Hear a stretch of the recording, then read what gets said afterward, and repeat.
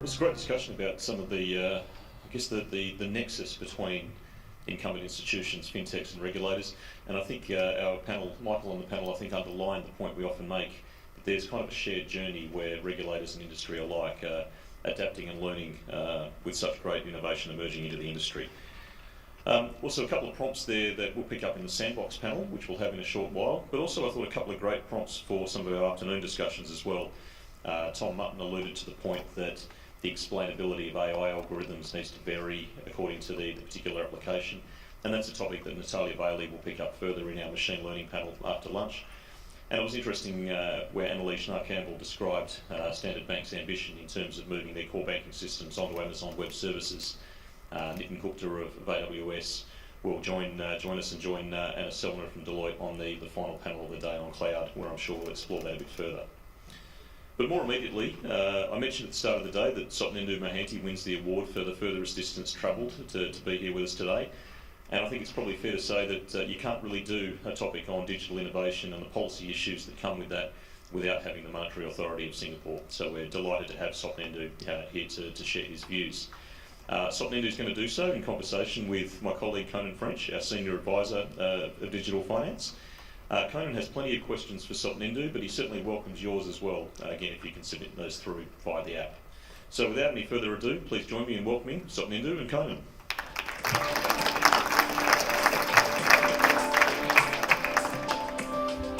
And thank you, Sopnendu, for traveling so far to be with us today. I think that we first met back in 2015, just as you were segueing from leading the customer innovation work at Citibank. And we're about to become the first Chief FinTech Officer for the Monetary Authority of Singapore. And since then, MAS has really become, as Brad mentioned, the global leader setting the pace for what an integrated authority could do to try and rethink the entire financial services ecosystem and really test and experiment with new technologies that by many authorities were viewed as a little fringe at the time. And so you've tested and worked with new technologies like blockchain technology and Project UBID. You have used new data tools and new data architectures within your own organization. You've really been a global forefront of open banking and API. So all of those great assets of the last era and really testing and experimenting. And I was wondering if we could maybe start off with what are those things that you've learned in the past 4 years trying to move an entire ecosystem forward. Thanks for having me, and we are still learning. I think that's the interesting part of this job. The one way to explain this thing, let me take an example so that the last 4 years, how the journey has been. Let's take the example of the payment space. And when we started thinking about fintech, we spent first 4 to 5 months defining what is fintech. Because then the whole fintech narrative was around lending and fintech, payment systems. We took a very simplistic definition of applying remarkable technology to every asset class of financial services, whether it's insurance or wholesale banking or private banking, trade finance, the whole set. And we did, in fact, it sounds very logical, but it was not that logical when we started this journey. The first natural reaction from us in terms of policy building was talk to the whole industry, look at your systems, can you open it up in terms of building APIs. We did not mandate anything. We just had a simple conversation. We'll work with you. Let's sit together, understand how to break your systems to small parts. We came with this massive 490 odd possible APIs which any financial institution can build. That was a good signal for the industry to start re-looking at their own system architecture. The reason I'm bringing this up because normally people think policy, infrastructure, adoption. We almost took a bit of a change in the approach. We started the infrastructure first. The second thing we did was we knew cloud is the way to go. We told cloud is okay, go for cloud. That's the second thing we did in terms of policy signaling. And the third thing we looked at is we'll not start putting regulation on fintech to start with, let the industry grow. We will do a lot of experiments and see what it means from a risk perspective as a regulator, what should we do to understand this new area. And in 2015, when I look at my fintech portfolio companies in Singapore, 80% of fintech companies were around payment and lending space. 2019, 80% are B2B fintech. Fintechs are behind the banks, and 20% are B2C fintech, the payment fintechs. Why did that change happen? Because something happened in between, and this is important for the audience to know. And the example of payment will make it very clear. We understood few things in the ecosystem. What the fintechs do exceedingly well, they understand consumer better, they solve that problem, they use remarkable technology, they're extremely agile.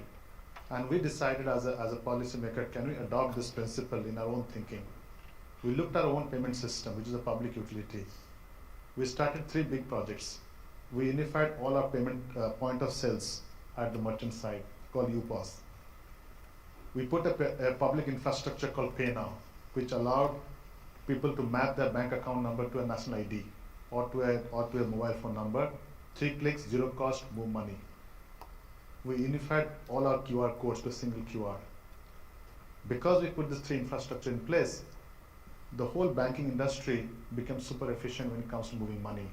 And that led to a shrinking of the payment fintech in the market. And what banks lost, they got back because we put a public infrastructure which is designed around consumer-centric, cost-effective, efficient.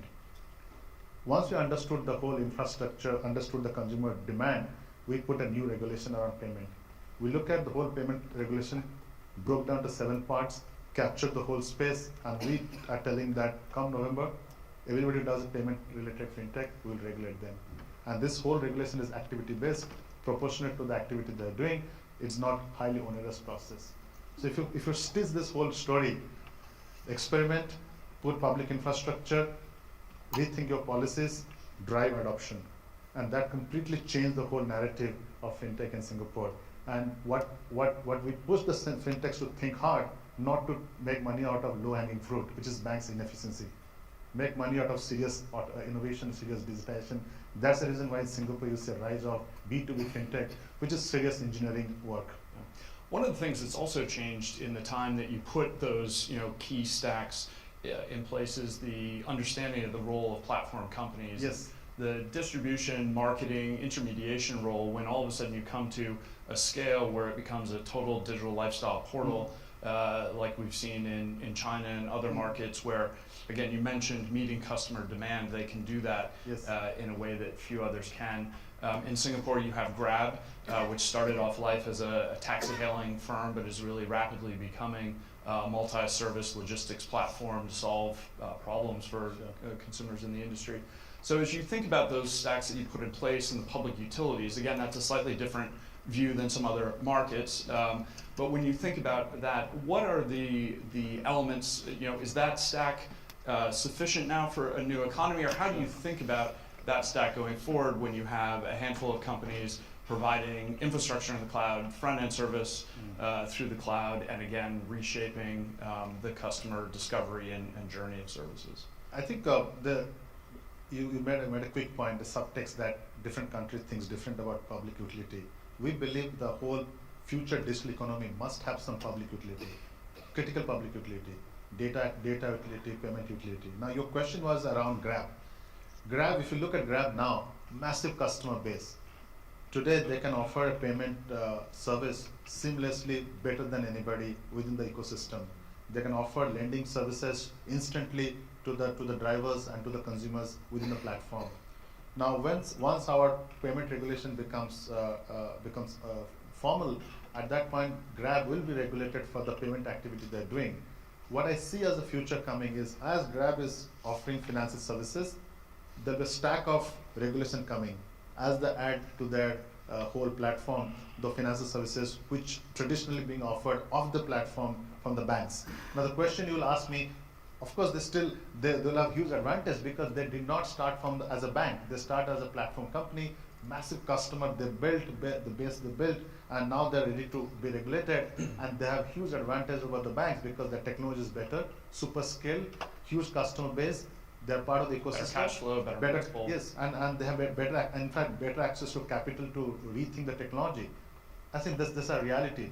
But also, as the regulators will start thinking about other risks, things like cyber, things like data regulation, things like outsourcing regulation, because these are cross-sectoral impact, and if that comes into place in future, I think there will be a level playing field for large platform companies. They have to think about the whole cyber regulations in future, which will be equally I'll not say onerous process, but I'll say it will be equally challenging for them to adopt, because that requires a lot of thinking around the scale, the outsourcing they do, the technology they adopt, the kind of consumer they adopt to the platform.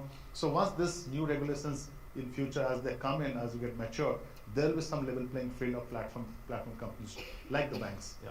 And it sounds like thinking of them really as a critical infrastructure Yes, within. systemically important for us, because they are affecting everybody's life. They are part of the whole ecosystem, and there's a strong as you said, there's a strong externality, the connectivity, they can contaminate the whole systems faster because of the scale they run. And so that's interesting. You mentioned, looking at them and regulating the activity, also looking at them as critical infrastructure. And I think, maybe to reinforce for the audience, as you look at the cyber angle, that's really a way to start thinking a whole of government and a whole of economy resilience to that infrastructure. Because that's, I think, something else that's a little different, is we have never had the same type of critical infrastructure across all of the different sectors of the economy. So you in Singapore, you have the advantage of being a fully integrated regulator and central bank across the industry, so you had that advantage. But as you now think a little more broadly, because data and data policy and privacy policy and cyber resilience, again, are cutting across the entire economy, how are you coordinating things that way? And then also globally, data flows globally. The Japanese have put the free flow of data on the G20 agenda next week. I don't know what it means, free flow of data, because it's quite, it sounds so simple. Let me put this in context. Data has become a big policy discussion. Go to any country, and largely policymakers are getting very nationalistic when it comes to data, because they see data as a sovereign asset. And if you carefully observe the policy stance, data localization. My data stays in my country, cannot go out. Now, how do you run a digital global economy if data get localized in different countries? The scale doesn't come there. The scale becomes subscale, and that could be a negative impact on whole globalization of digital economy. So there is a challenge there, and I think we have to think carefully what do you mean by data localization. But the good news is there is a serious discussion around how to understand data better. And there are 4 ways people are looking at it. The fiduciary responsibility of data, defining personal data properly now, very contentious consent-based processing, non-consent-based processing, participation rights, and lastly the enforcement. If you take all the 5 things together, and if regulators put clear policies around that, that is a huge impact on many digital economy within the country, cross-border too. Now that's a real big deal. And think about simple like consent. It can significantly change where people interact in digital economy. So that's a piece happening in the whole space on data. Now you overlay with cyber. And the cyber brings the concentration risk, the technology risk, the outsourcing risk. And you add these 2 big, gigantic future possible regulatory framework, it is a different ballgame. I'm sure many large platform companies will be thinking differently when that comes in. In fact, if you Google Grab's news, there's a rumor they're going to open a new subsidiary for financial services. I think that, and if you look at the whole, the Chinese big 3, they're also thinking about financial services in a very different way, as the regulators are putting a lot of infrastructure policy overlay on this large big tech companies. Yeah. So you think that will be, this type of framework that you outlined for data and cyber will be able to deal with some of those asymmetrical issues? Huge. Because the data consent will single-handedly make it a level playing field.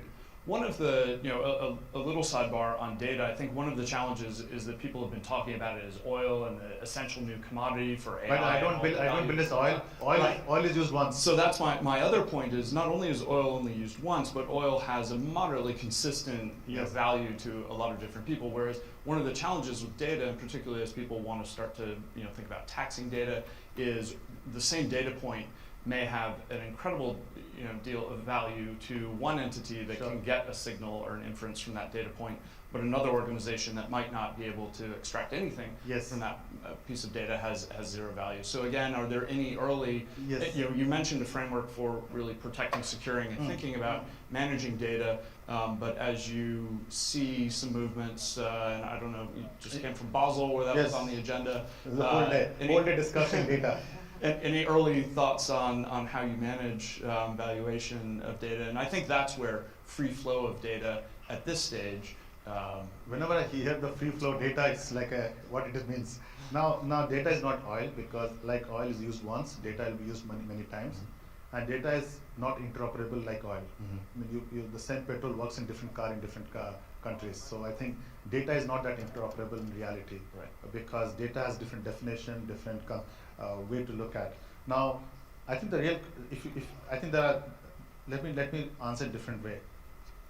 There's one argument out there saying that non-financial institutions have huge access to alternate data. But actually there's a myth there. There's nothing called alternate data. Even you ask any of the platform company, they build alternate data out of mainstream data. The advantage they have, their mainstream data is far more real, far more accurate than the traditional mainstream data access.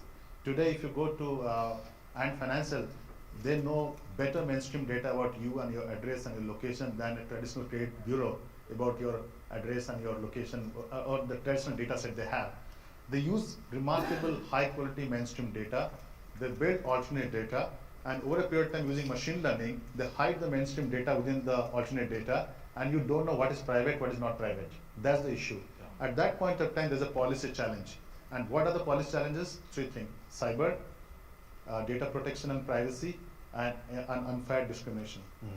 And how do policymakers react to segregate this, put clear framework in place, ensure your privacy is not violated in the grab of alternate data or data which doesn't link to you? Yeah. I think these are the things we'll start looking at. And once that happens, I think there will be a different discussion around big tech. And sorting through and classifying Yes, data types. And that, I think that's the way the trick lies. How to segregate the three things out of the alternate data, clearly identify mainstream data, and that's where my argument comes.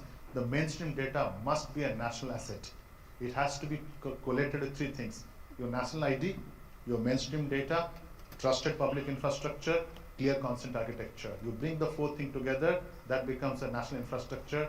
Rest cross-border interoperability should be part of the standard setting board as they discuss among themselves.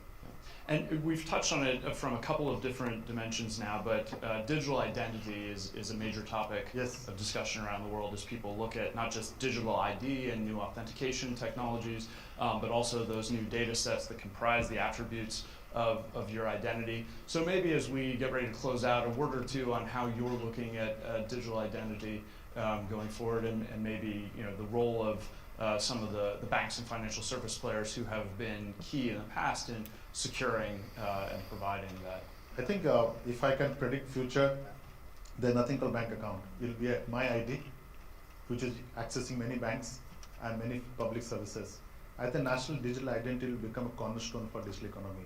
There will be every country building foundational infrastructure which will define your national ID, your authorization process, and your consent architecture. These three will go and define your bank services, your bank account, your health services, or your logistics services, whatever other services you look at. And when that happens, I think there will be a complete different way to look at the whole financial services. It will be value-added services, but not like opening an account. Yeah. It will be your identity, your national identity, which is trusted, verified, and there's a way to link all the data, all the services to single account, a single national ID. And that's happening already. In Singapore, we are looking at next year putting a public API gateway where I can use my national ID to pull all my bank information. So already there's a trend out there, and I'm sure that will become a big trend. So in India, they're looking at the whole Aadhaar use as a framework to bring all the services together. And as you think about that sort of framework of a new financial framework for a new economy, I think that's particularly important. You in Singapore have a view of how production and manufacture is changing, how AI and cognitive work becoming automated is changing the economy, and so I think that's really sort of what the mission is in Singapore, is to build that new financial services framework and technology stack for a new digital economy. So we look at four things. There's a public infrastructure piece, there is a data regulation. In fact, we came with the AI governance, very important for us, machine learning, AI, the whole ethics, accountability, transparency, fairness piece around that. We should not forget about, we should also talk about cross-border. Because without cross-border connectivity, similar standards, similar policy thinking, very hard to scale beyond your domestic boundary. Well, and that's a very important topic that the next leads panel to will get into, which I specifically didn't ask you to get into here, but I know that that's one of the things with the bridges and the work that Singapore has done, is to try and build those global standards, that global conversation. Yes. Because again, at a time that we continue to see fragmentation across markets, it's more important than ever as customers and so we'll keep it for next one. So we'll keep it for the next one. And with that, we are perfectly on time. So thank you very excellent much. points to you. So thank you very much for traveling and joining us today, and on to the next panel.